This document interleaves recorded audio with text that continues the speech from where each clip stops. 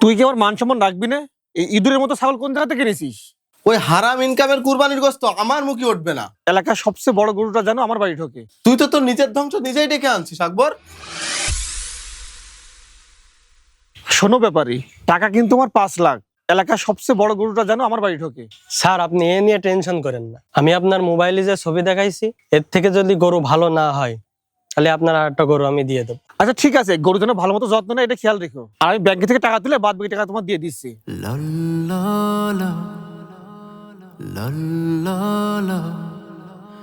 কি রে, তুই কি আমার মান সম্মান রাখবি না? এই ইঁদুরের মতো ছাগল কোন জায়গা থেকে এনেছিস? মানুষ দেখলে তো হাসবে। ধার দিনা করে হলেও ছোটখাটো একটা গরু কিনতে পারতিস। আমার দেখ, আমি 5 লাখ টাকাতে গরু কুরবানি করছি, আর তুই আমার ছোট ভাই হয়ে একটা টুনির মতো ছাগল কুরবানি করছিস।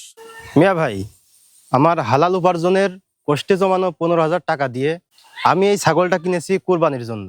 আল্লাহ রাস্তায় কুরবানি করতে হয় সামর্থ্য অনুযায়ী। এখানে ধার দিনা করার কিছু নেই। বিষয় হচ্ছে হালাল না হারাম। তোর এত জ্ঞান দেওয়ার দরকার নেই। তোর টুনি ছাগল নিয়ে ওইদিকে যা। যাই আব্বার কাছে আমার গরুর কথাটা বলে আসি।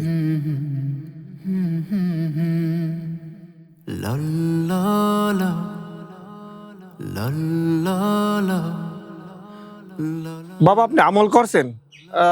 আপনার সাথে একটু কথা ছিল আমার। বাবা, আমি তো 5 লাখ টাকাতে গরু কুরবানি করছি। আলহামদুলিল্লাহ, সে তো খুব ভালো কথা। কিন্তু বাবা আকবর, তোমার তো বেতন 20,000 টাকা, তুমি এত টাকাতে গরু কুরবানি করছো কিভাবে? বাবা, গত সপ্তাহে রাস্তার একটা বিশাল টেন্ডার পাস করলাম। নেতা খুশি হয়ে আমাকে বেশ কিছু টাকা দিয়েছে, আর আমার ব্যাংকে কিছু ইন্টারেস্ট জমা ছিল। সব মিলিয়ে একটা ঝুঁকি নিয়ে নিলাম। কি বললি তুই? সুদ আর ঘুষের টাকাতে কুরবানি দিচ্ছিস, আর সেই কথা আমারে বলছিস গর্বের সাথে? বাবা, আপনি রাগ করছেন কেন?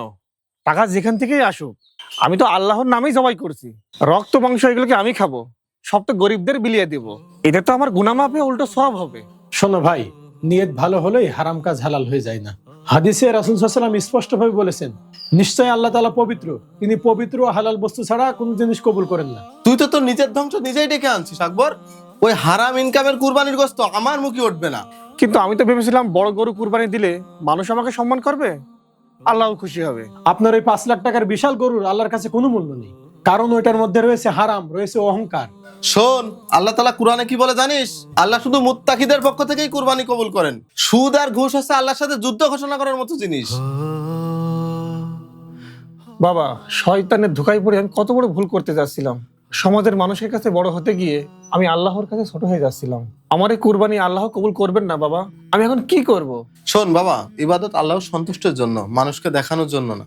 সূরা হজের 37 নম্বর আয়াতে আল্লাহ তাআলা বলেন, আল্লাহর কাছে পৌঁছায় না এগুলোর গোশত এবং রক্ত, পৌঁছায় তোমাদের তাকওয়া বা আল্লাহভীতি।